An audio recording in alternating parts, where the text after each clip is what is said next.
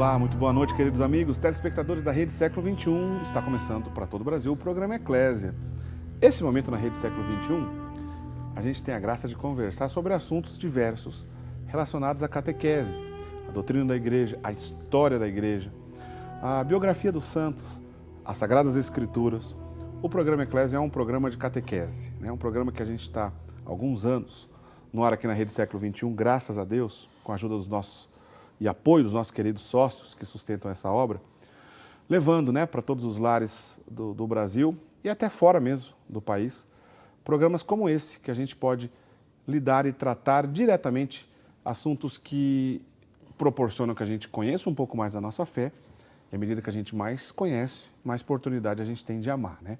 A gente só pode amar aquilo que a gente conhece e a gente está batalhando para isso, para falar, divulgar e tornar conhecido a palavra de Deus e também a sua doutrina, né? A Igreja Católica já é o reino de Deus iniciado, né? Já é o início do reino de Deus. Aliás, no passado, algumas pessoas que defenderam isso, a Igreja até solenemente condenou como heresia, né? A Igreja é o reino de Deus iniciado.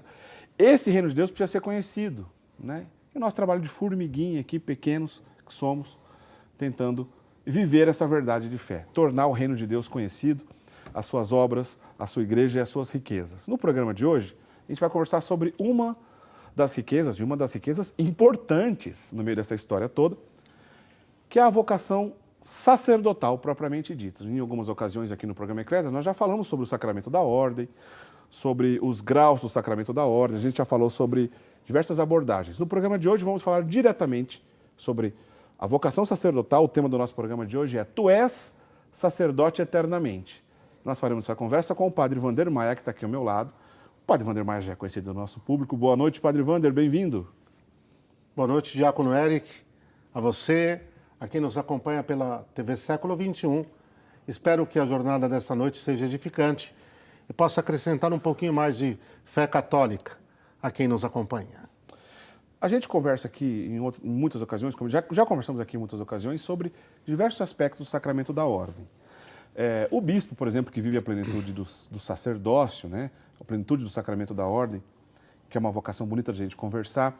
A vocação diaconal mesmo, né? Eu sou diácono permanente, já conversamos diversas vezes aqui sobre o diaconato permanente. O diácono, por exemplo, que recebe o sacramento da ordem, ele está configurado ao Cristo servidor, não ao Cristo cabeça, ao Cristo servidor, servindo como Cristo serviu, honrando nosso Senhor Jesus Cristo através do serviço, auxiliando, né, o sacerdote e o bispo em diversas funções. Agora, o sacerdote está configurado ao Cristo cabeça.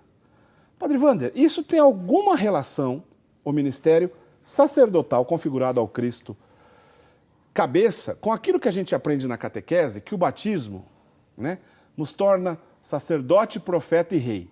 Se tem alguma relação, só explica pra gente qual relação. E se tem diferença, explica pra gente quais são as diferenças. Claro, claro.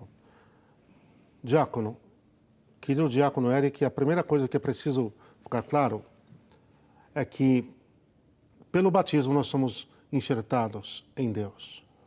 Somos mergulhados em Deus. Então nós passamos por graça e misericórdia divina aquilo que chamamos de filiação divina. O essencial está aqui.